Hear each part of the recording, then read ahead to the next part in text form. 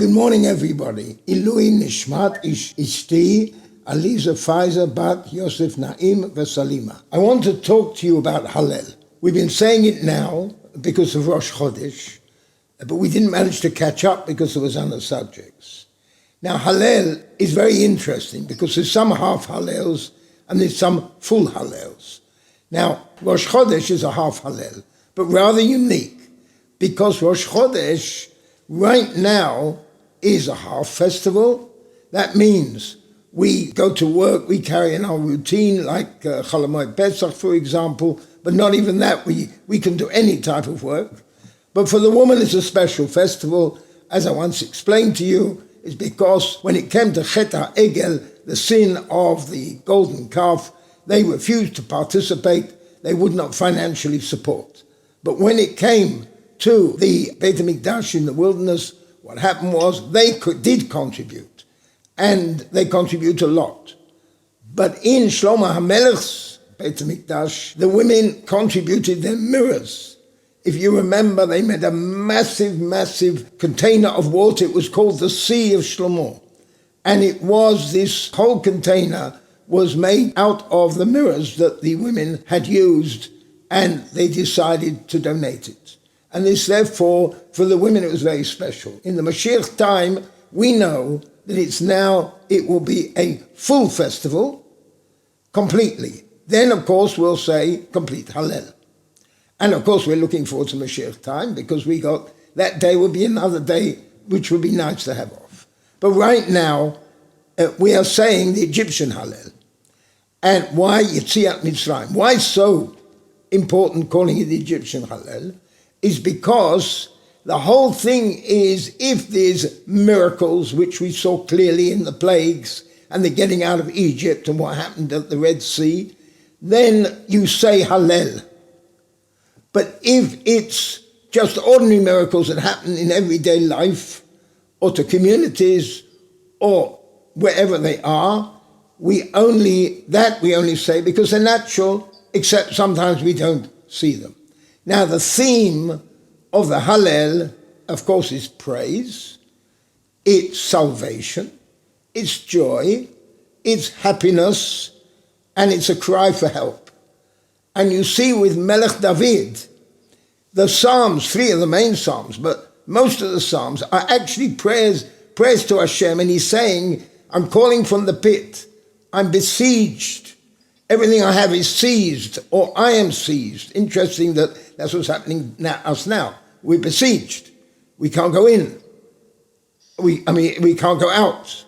And other people can't come in.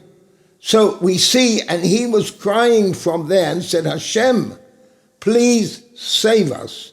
So we learn from this Hallel is a very deep prayer for help. And he goes through this and he says, I can only rely on you. Everything I have. Save me from poverty. Save all of us from poverty and dire straits. And there's a few interesting stories about Hallel. There are many more probably. But one of them is the Tsar Nicholas was known as a very, very anti-Semitic Tsar. And when they passed laws, it was very, very difficult for Jews. Very difficult. And they had nowhere to go. They couldn't go. Except, I must tell you, that when I was in the Dominican Republic, the Republic asked the Tsar, why, the Jews are clever people, why are you doing that to them? You don't want them given to us. And actually they set up farms, first kibbutzim, in Dominican Republic, and thousands of Jews actually came there and they did farming, and they're still there today. In fact, that is the core of the Jewish community. By the way, mainly Sephardi. But the trouble was, rabbis went to the ministers and they tried to use their influence to try and calm down and to get the edicts reduced. And one of the ministers said, look here, I want you to ask a question. I don't understand. I've been looking at your prayers. In your prayers, you are asking the people of the world to praise Hashem for our salvation. What do you mean? You're the one who's going to ask Hashem. If you want the salvation, he says, oh no. I know what you people do. Aside from what the Tsar does, you have all sorts of plots in secret against the Jews. and you try to persuade the Tsar, or you try to introduce them independently, but they're secret. Nobody knows. Only Hashem knows. He's foiled it. Only Hashem knows. Therefore, you're the ones to praise Hashem, because you see this glory. It's incredible, and you know very well what happened, and you were stopped. And the other one is about the Ger Rebbe. There was the Imre Emet, who was the son of Sfat Emet.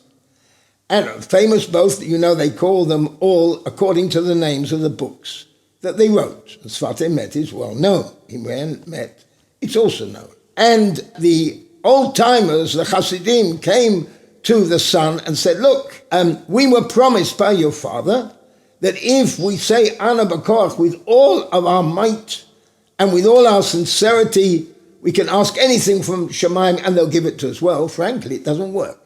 He says, wait a minute. Tell me, what type of Ana B'Koach did he tell you to say?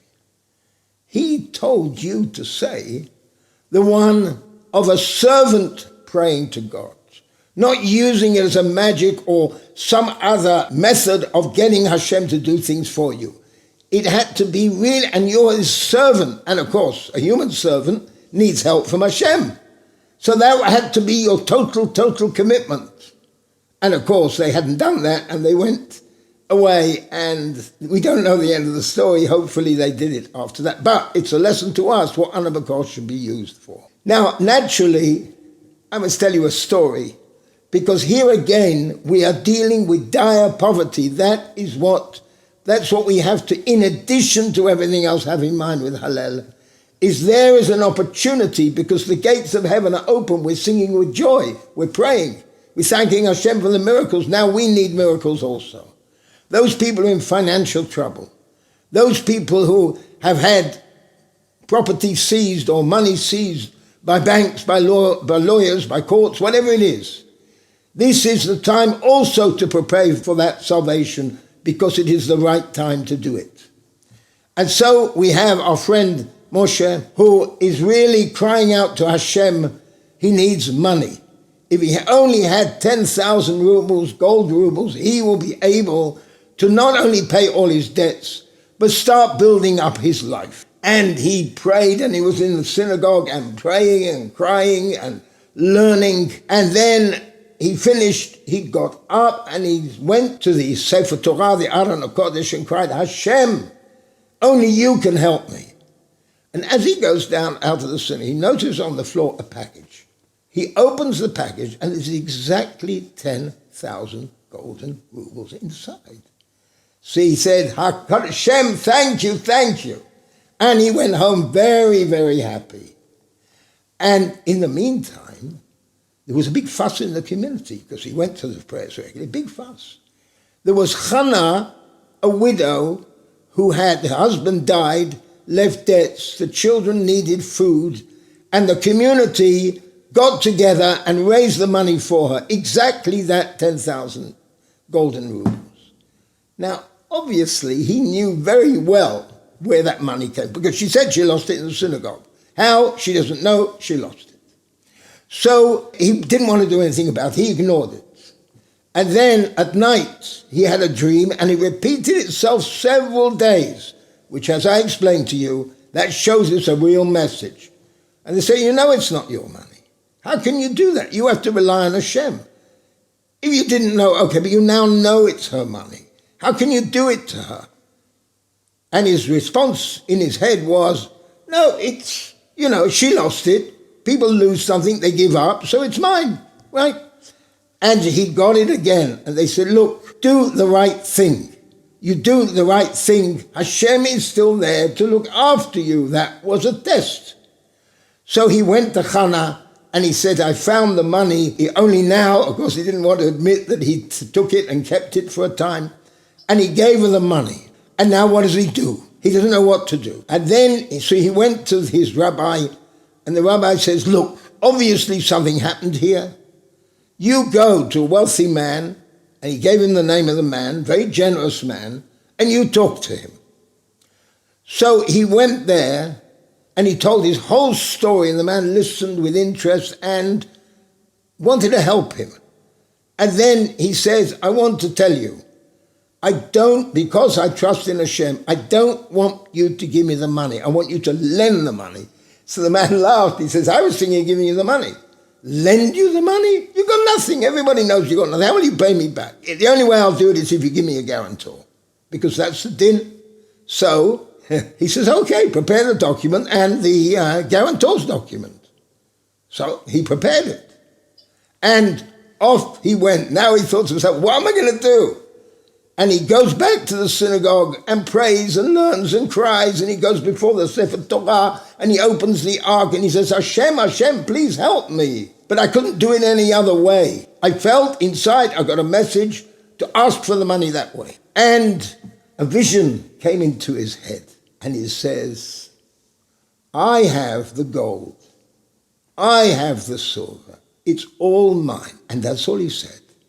So he realized it was a message. He must write these words into the contract guarantee. And of course he had said in Hebrew is li hakesef li hazahav. To me is the gold, to me is the silver. Ani Hashem. I'm Hashem.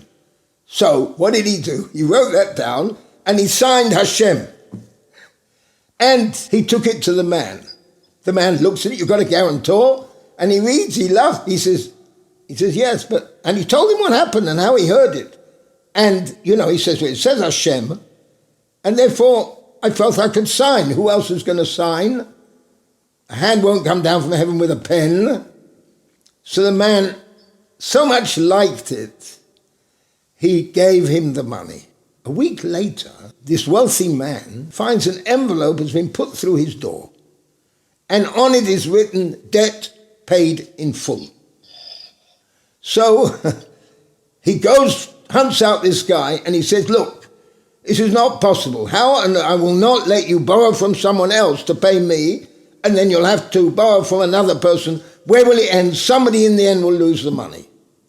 I don't agree. He says, I'm telling you, I never brought you the money. So they went to the same Rav, the Rebbe, listened to the story, and he closed his eyes, and it looked as if he'd gone to sleep.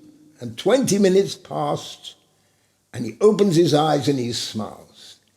He says, I saw in heaven that you, Moshe, you created, there was such a fuss, the big mitzvah you did for Chana. That was very, very, very difficult for you.